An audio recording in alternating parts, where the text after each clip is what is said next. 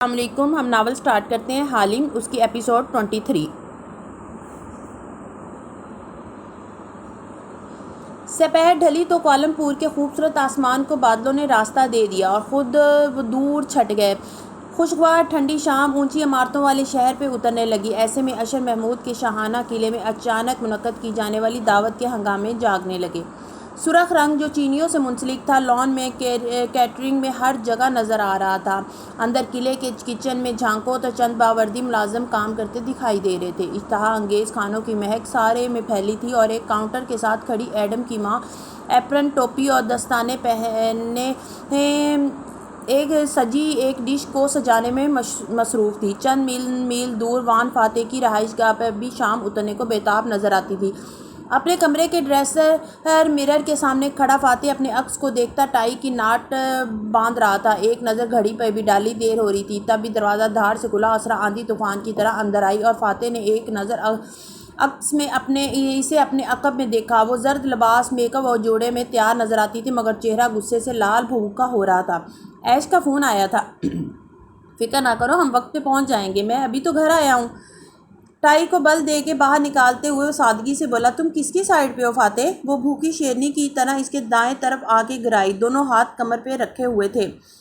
بارسن national کی۔ وہ آئینے کی طرف متوجہ رہا، تو اگر میرے بھائی کا لحاظ نہیں کرنا تھا تو بارسن نیشنل کے رکن کا تو کر لینا تھا۔ تم نے کیسے صحافی سے کہہ دیا کہ وہ اشر کے خلاف خبر لگائے؟ وہ درد سے دبا چلائی۔ میں نے کسی کو کوئی خبر لگانے کو نہیں کہا۔ اس نے گھڑی اٹھائی اور کلائی میں باندھنے لگا۔ مگر تم نے اسے ذلیل کرنے کی کوشش کی فاتح۔ اس کی آنکھیں سرخ انگارہ ہو رہی تھیں۔ ایک خبر کسی کو ذلیل نہیں کر سکتی اسرا۔ میرے بارے میں ہر شام ایک سے زیادہ خبریں لگتی ہیں۔ گھڑی بند کر کے اس نے کف لنکس اٹھائے۔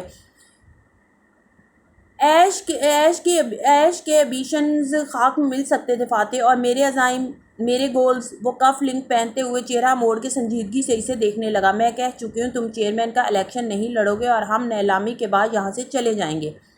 اگر کہنے سے فیصلے ہو جاتے ہیں تو چلو، میں بھی کہہ دیتا ہوں۔ دوسرا کف لنک آستین پہ نتھی کرتے ہوئے نظریں اسرا پہ جمائے بولا، پچھلے 6 ماہ سے جو اشر کے دوستوں نے اس کا دماغ خراب کر کے اسے میرے خلاف اٹھنے پہ مجبور کیا ہے نا، اور تب سے مجھے ہر طرف جو مالی خسارہ ہو رہا ہے نا، کبھی میرے شیئرز ڈوب جاتے ہیں، کبھی مجھے مقدموں میں پھنسا کے کلاش کیا جاتا ہے، کبھی مال میں میری ہی دکانوں کو آگ لگ جاتی ہے۔ یہ مت سمجھو کہ مجھے معلوم نہیں ہے کہ یہ کون کر رہا ہے۔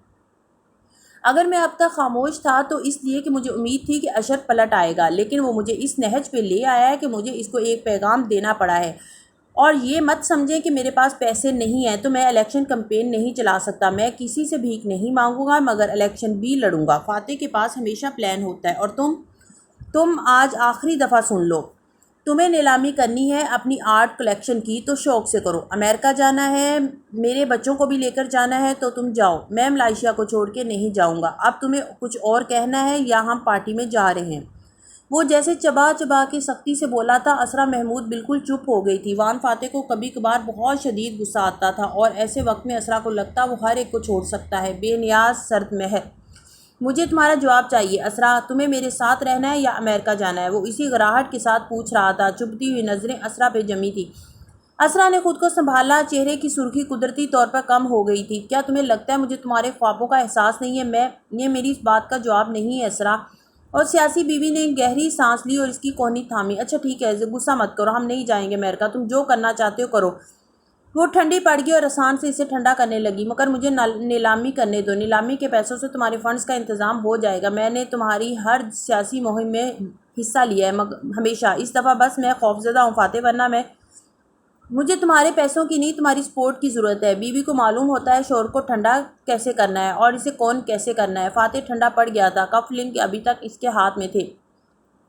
اسرا نے نرمی سے وہ اس سے لیا تو اس نے مزاحمت نہیں کیا۔ ایسا سوچنا بھی نہیں کہ میں کبھی تمہیں چھوڑ کے جا سکتی ہوں۔ وہ کف لنک دلجمی سے اس کے کف میں پہ پہنانے لگی۔ اگر یہ تمہارے لیے اتنا ضروری ہے تو میں تمہارے ساتھ ہوں، تم جیتے، بات ختم، ٹھیک؟ فاتح بس آنکھیں چھوٹی کیے اسے غور سے دیکھتا رہا، گویا یقین کرے یا نہ کرے۔ پھر اس نے یقین کرنے کا فیصلہ کر لیا، ہلکا سا مسکرایا اور سر کو خم دیا۔ تھینک یو، میں کار میں تمہارا انتظار کر رہا ہوں۔ پھر کوٹ کو کندھوں پہ برابر کیا اور سیل فون اٹھا کے باہر کی طرف بڑھ گیا۔ دروازہ کھلا تھا، وہ اسے عبور کر کے لاؤنج نہیں آیا تو ایک دم ٹھٹکا، ماتھے پہ بل پڑے۔ سامنے بڑے صوفے پہ ٹانگ جمائے سنہرے بالوں والی لڑکی بیٹھی تھی۔ سرخ چھوٹی آستین کے چینی طرز کی لمبی میکسی میں ملبوس اس نے میک اپ کچھ ایسا کر رکھا تھا کہ شکل چینیوں کی طرح لگ رہی تھی۔ ملے لوگوں کے نقش بھی چینیوں سے ملتے ہیں مگر رنگت گندمی مائل یا سانولی ہوتی ہے۔ تالیہ البتہ کافی گوری گلابی سی تھی۔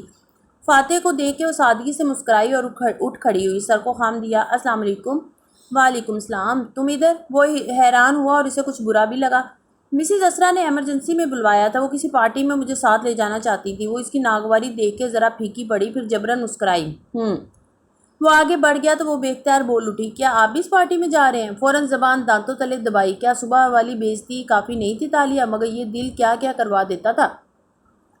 ظاہر ہے وہ بے نیازی سے کہتا آگے بڑھ گیا، سی یو توانکو، پھر ملتے ہیں میرے محترم۔ لبوں سے بے اختیار پھسلا تھا، بنا کسی ارادے، کسی سازش، کسی سوچ، کسی مطلب کے۔ اس لفظ پہ فاتح ٹھہرا، گردن موڑ کے اسے دیکھا۔ وہ سامنے سے آتی اسرا کی طرف بڑھ گئی اور اب مسکرا کے اسے مل رہی تھی۔ سنہرے بال چہرے کے ایک طرف ڈال رکھے تھے اور کانوں سے سرخ آویزے لٹک رہے تھے۔ اسرا مسکراتے ہوئے اسے اشر کی پارٹی کا بتا رہی تھی جس پہ اشر نے اسے خاص الخاص مدعو کیا۔ فاتح یوں ہی اسے دیکھے گیا۔ توانکو، وہ لفظ اتنی محبت عقیدت لیے ہوئے تھا کہ اس کی بازگشت لمحے بھر کو سارے گھر میں پھیل سی گئی۔ توانکو، میرے آقا، مائی لارڈ۔ بس ایک لمحے کے لیے فاتح نے اسے ذہن میں دہرایا، پھر سر جھٹک کے آگے بڑھ گیا۔ توانکو ایک قابل احترام ٹرم ہے جو اس ملے اللہ کے لیے بھی استعمال کرتے ہیں اور کسی محترم کے لیے بھی، جیسے میرے مالک، میرے آقا کہنا۔ ایڈم، باہر نکلتی فاتح نے برے موڈ کے ساتھ ایڈم کو پکارا، تم میری کار چلاؤ، ہم پہلے جائیں گے۔ بیگم صاحبہ اپنے مہمان کے ساتھ دوسری کار میں آئیں گی۔ اس کا موڈ خراب ہو گیا تھا، وہ اتنی بری کیوں لگتی تھی اسے؟ ایڈم نے جھٹ چابی تھام لی۔ راستے میں فاتح خفگی سے باہر دیکھتا رہا، وہ ہمیشہ سنبھلا ہوا اور پرسکون رہتا تھا سوائے جب اسے بہت زور کا غصہ آتا، لیکن یہ لڑکی، یہ ان دونوں میاں بیوی کی لڑائی کے وقت ان کے کمرے کے باہر بیٹھی تھی۔ یہ بات اسے بہت غیر آرامدہ کر رہی تھی۔ شاید صرف یہی بات تھی، یا شاید اس کو دیکھ کے آریانہ یاد آتی تھی۔ آریانہ کو وہ اچھی لگی تھی، اتنی کہ وہ کتنے ہی دن اس کے بارے میں باتیں کرتی رہی۔ سنہرے بالوں والی تاشا آگا پودا۔ ایک سوال پوچھوں سر؟ ایڈم کی آواز نے اسے سوچ سے باہر کھینچ نکالا۔ فاتح نے گہری سانس لے کر خود کو پرسکون کیا اور اس کی طرف متوجہ ہو۔ پوچھو سر۔ کچھ دن اچھے گزرتے ہیں مگر کچھ دن ہمارے بہت برے گزرتے ہیں۔ دل خراب ہوتا ہے، وجہ کبھی پتہ نہیں ہوتی، کبھی ہوتی ہے۔ ایسے دنوں میں کیا کیا جائے؟ یہ سب تمہارے ہاتھ میں۔ برے دنوں سے لڑنا سیکھو، اپنے دل سے پوچھو مسئلہ کیا ہے، غلطی کیا ہے اور اس کا حل سوچ کے خود کو پرسکون کرنا سیکھو۔ جتنا زیادہ تم برے موڈ کے آگے ہتھیار ڈالو گے، اتنے ہر گزرتے دن کے ساتھ کمزور ہوتے جاؤ گے۔ جتنا اس سے لڑو گے، پرسکون رہو گے۔ سر، کبھی کبھی مسئلہ ہمارے کچھ عزیزوں کا ہوتا ہے جن سے ہمارا خونی رشتہ نہیں ہوتا، مگر ان کے بارے میں دل فکر مند رہتا ہے۔ اگر ان کو کچھ غلط کرتے دیکھیں تو ان کو روکنے کا دل چاہتا ہے، مگر ان کی ناراضگی سے ڈر بھی لگتا ہے۔ ایسے میں کیا کرنا چاہیے؟ تمہارا مطلب ہے کسی کے ساتھ کوئی انہونا سچ بولتے ہوئے تمہیں ڈر لگ رہا ہے؟ فاتح اب کھڑکی سے باہر بھاگتی عمارتیں دیکھ رہا تھا۔ جی سر، ایڈم نے موڑ کاٹتے شرمندگی سے آواز پست کی۔ تمہیں معلوم ہے ایڈم، 1400 سال پہلے عرب میں ہمارے نبی کریم صلی اللہ علیہ وآلہ وسلم کو اللہ تعالیٰ نے نبوت سے نوازا تھا۔ غار حرا میں فرشتہ ان کے پاس حق لایا تھا۔ جب وہ گھر واپس آئے تو خدیجہ رضی اللہ عنہا نے ان کی بات پہ من و عن اعتبار کیا۔ بات کتنی انہونی کیوں نہ ہو، انہوں نے وہ کیا جو ایک اچھا دوست، ایک اچھا ساتھی کرتا ہے، اپنے پارٹنر کو کمفرٹ کیا، ہمت بڑھائی، ان کو کہا کہ آپ کو اللہ کبھی ذلیل و رسوا نہیں کرے گا کیونکہ آپ غریبوں کی مدد کرتے ہیں، مصائب میں گھرے لوگوں کا سہارا بنتے ہیں، مشکل وقت میں اپنے ساتھی کو امید دکھائی، ان کی اچھائیاں ان کو یاد دلائیں اور ان کی بات پہ یقین کیا۔ جانتے ہو کیوں؟ کیونکہ خدیجہ رضی اللہ عنہا محمد مصطفیٰ صلی اللہ علیہ وآلہ وسلم کو اتنے اچھے طریقے سے جانتی تھی کہ ان کو معلوم تھا یہ جو کہہ رہے ہیں سچ کہہ رہے ہیں، کیونکہ رسول اکرم صلی اللہ علیہ وآلہ وسلم عام معاملات میں بھی سچ بولتے تھے۔ اگر تم چاہتے ہو کہ لوگ تمہاری ہر خاص بات کا اعتبار کریں تو تم عام باتوں میں بھی سچے بنا کرو، اور اگر اس کا وقت نہ ہو، اگر مجھے اپنے اس عزیز کو بیک ویمر میں فاتح کا چہرہ دیکھا جو بے نیاز سا باہر دیکھ رہا تھا، ابھی آج ہی کسی شے سے آگاہ کرنا ہو تو میں کیا کروں؟ تمہیں سچ اور حق کا فرق معلوم ہے ایڈم؟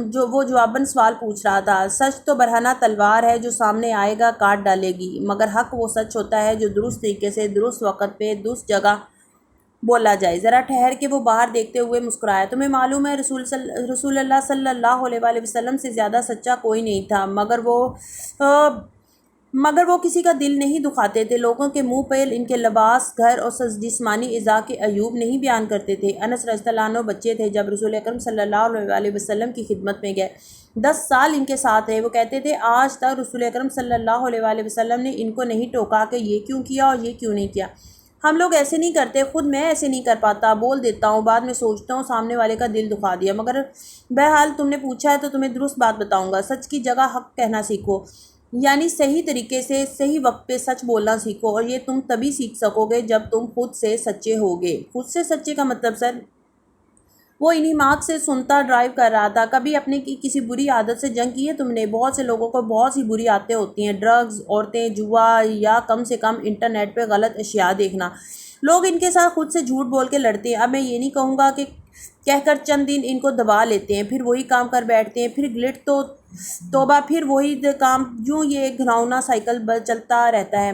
مگر بری عادتوں کو اسی طرح تو چھوڑا جاتا ہے سر، خود سے عہد کر کے کہ میں یہ کام نہیں کروں گا۔ وہ حیران ہوا۔ ایڈم، بری عادت بیماری نہیں ہوتی، بیماری کی ایک علامت ہوتی ہے جو ظاہر ہو رہی ہوتی ہے۔ اگر کسی کو چکن پاکس نکل آئیں تو وہ دانوں پہ کریم لگانے سے نہیں جاتے، دانے تو ایک علامت ہیں، اس کی دوا لینی پڑے گی جو جسم کے اندر جا کر اصل مسئلے کو ختم کرے گی۔ کاز کو ٹریٹ کرنا ہوگا، علامتوں کو نہیں، مگر اس کے لیے خود سے سچ بولنا پڑتا ہے۔ وہ کیسے؟ اپنے آپ سے پوچھنا ہوتا ہے کہ اگر میں یہ کرتا ہوں تو کیوں کرتا ہوں، میں کس چیز کی کمی اس چیز میں ڈھونڈ رہا ہوں۔ بری عادت بار بار واپس آئے گی جب تک تم خود سے سچے نہیں ہوگے، بیماری کی وجہ کا علاج نہیں کرو گے۔ جب تم اپنے آپ سے سچے ہوگے تو دوسروں کے بارے میں تمہاری رائے بھی سچی ہوگی، کیونکہ ضروری نہیں ہے کہ جو تم دیکھ رہے ہو وہ سچ بھی ہو۔ یعنی ہمیں ایک دم سے مداخلت کرنے کی بجائے پہلے تصدیق کرنی چاہیے، پھر انصاف کی بنیاد پہ فیصلہ کر کے درست طریقے سے بات پہنچانی چاہیے، کیونکہ ہو سکتا ہے ہمیں مداخلت کی عادت کچھ زیادہ ہی ہو۔ اس نے گویا اعتراف کیا۔ فاتح نے جواب نہیں دیا، وہ ہر بات کا جواب نہیں دیا کرتا تھا۔ وہ بس کھڑکی کے باہر دیکھنے لگا۔ وہاں سڑک کے پار دور اونچی آسمان کو چھوتی عمارتیں دکھائی دے رہی تھیں۔ یکایک ان عمارتوں کی رنگت پلاہٹ بھری ہو گئی، ارد گرد ماحول زرد ہو گیا۔ وان فاتح نے گردن موڑی تو کار کو ایک بوڑھا ڈرائیور چلا رہا تھا، اور فرنٹ سیٹ پہ قدرے نوجوان سا اشر بیٹھا تھا۔ 6 سال پہلے کا ماحول۔ پیچھے فاتح کے بائیں ہاتھ ایک لمبے بالوں والی بچی بیٹھی تھی، وہ گردن سیدھے رکھے سنجیدگی سے سامنے دیکھ رہی تھی۔ عمر کم تھی مگر ذہانت و مکنت ہر انداز سے جھلکتی تھی۔ آبنگ، آپ کو 11 بجے فنڈ ریز میں جانا ہے، مگر میں چاہتا ہوں کہ آپ وہاں سے آدھے گھنٹے میں فارغ ہو جائیں، کیونکہ پھر میں نے آپ سے ملاقات کے لیے چند انڈسٹریلسٹ کو وقت دے رکھا ہے۔ وہ اپنی ڈیجیٹل ڈائری دیکھ کے کہہ رہا تھا، اور اگلے الیکشن سے پہلے آپ کو بار بار ان سے ملنا پڑے گا۔ شیور۔ سوٹ میں ملبوس سیل فون دیکھتے فاتح نے ہلکے سے کندھے اچکائے تھے۔ کاکا فنڈ ریز پہ نہیں آ سکیں گی؟ میں نے ان کو آپ کی ریئیکشن مہم کے لیے مختلف ٹاسک دیا ہے، ان کو آج 2 ایونٹ اٹینڈ کرنے ہیں، ٹھیک ہے نا آبنگ؟ اشر تائیدی انداز میں بیک مرر کو دیکھ کے پوچھ رہا تھا، گویا اتنا روب تھا کہ اگر وان فاتح انکار کر دے تو وہ فوراً اسے شیڈول بدل دے گا۔ مجھے تم پہ بھروسہ ہے ایش، تم میرے چیف آف سٹاف اسی لیے ہو۔ اشر مسکرایا، پھر بیک مرر کو ہاتھ سے ترچھا کیا تو اس میں سنجیدہ مگر بور سی ہوئی آریانہ بیٹھی دکھائی دی۔ آریانہ، اتنی بری شکل کیوں بنا رکھی ہے؟ تمہیں تو خوش ہونا چاہیے کہ تمہارے ڈیڈ ہر گزرتے دن وزیر اعظم بننے کے قریب ہوتے جا رہے ہیں۔ آریانہ نے بھویں بھیج کے پہلے اسے دیکھا اور پھر چہرہ موڑ کے باپ کو۔ کسی کو یاد بھی ہے کہ کل کون سا دن ہے؟ فاتح کی سیل فون پہ جمی نظریں چونک کے اٹھی، چوکنے انداز میں آریانہ کو دیکھا۔ تمہاری برتھ ڈے تو دسمبر میں آتی ہے نا؟ زے نے فوراً جمع تفریح کی، اور جولیانا اور سکندر کی سالگرہیں بھی دور ہیں۔ ایش نے بیک مرر میں دیکھتے ہوئے حیرت ظاہر کی۔ آریانہ ہنوز خفگی سے باپ کو دیکھ رہی تھی۔ ڈیڈ، کل آپ کی برتھ ڈے ہے۔ اوہ! جہاں فاتح کے ہونٹ سکڑے وہیں اشر کی آنکھوں میں چنبا ابھرا۔ آبنگ کا برتھ ڈے تو اپریل میں ہوتا ہے۔ نہیں، آریانہ ٹھیک کہہ رہی ہے، بچپن سے پیپرز میں غلطی رہ گئی تھی اور اس کو بدلوانا بڑا مسئلہ تھا۔ جو سالگرہ سیاسی طور پہ میں مناتا ہوں وہ واقعی میری درست سالگرہ نہیں ہے۔ پھر مسکرا کے بیٹی کو دیکھا، اور صرف آریانہ کو میری اصل سالگرہ یاد رہتی ہے۔ آریانہ نے اسی سنجیدگی سے ہتھیلی پھیلا دی۔ میرا گفٹ ڈیڈ؟ فاتح کے ابرو بے اختیار اٹھے۔ اصولاً تمہیں مجھے گفٹ دینا چاہیے، نہیں؟ مگر میرا تو کوئی سورس آف انکم ہی نہیں ہے ڈیڈ، معصومیت سے کہہ کر وہ آگے بڑھی اور فاتح کے کوٹ کی جیب میں ہاتھ ڈالا۔ اس نے مزاحمت نہیں کی، اسے اپنا بٹوا نکالنے دیا۔ آریانہ نے اس میں سے کریڈٹ کارڈ نکال کے لہرایا۔ میں آج سے اپنے اور آپ کے لیے گفٹ لوں گی، اور آپ کو کل مجھے وہیں لے جانا ہوگا جہاں گفٹ ہوگا۔ دھون سے بولی، اور کیا ہے تمہارا گفٹ؟ اس نے والٹ واپس جیب میں ڈالتے دلچسپی سے پوچھا تو آریانہ پہلی دفعہ مسکرائی اور پراسرار انداز میں بولی، تاشا آگاپودا۔ تاشا آگاپودا؟ فاتح نے چھمبے سے دہرایا۔ وہ کون ہے؟ کون نہیں ڈیڈ، یہ پوچھیں کہ کیا ہے؟ کار کی رفتار سست ہوئی تو وہ چونکا۔ منظر بدلا، 6 سال گزر چکے تھے اور ایڈم کے ساتھ کار میں تھا۔ اشر کا گھر آ چکا تھا جہاں پارٹی شروع ہو چکی تھی۔ سر جھٹک کے اس نے تمام خیالات کو ذہن سے جھٹکا اور چہرے پہ مخصوص مسکراہٹ طاری کر لی، جس کے ساتھ اسے اب نیچے اتر کے مہمانوں سے ملنا تھا۔ سیاست دان کا مسکراتا ہوا چہرہ، بزنس فیس۔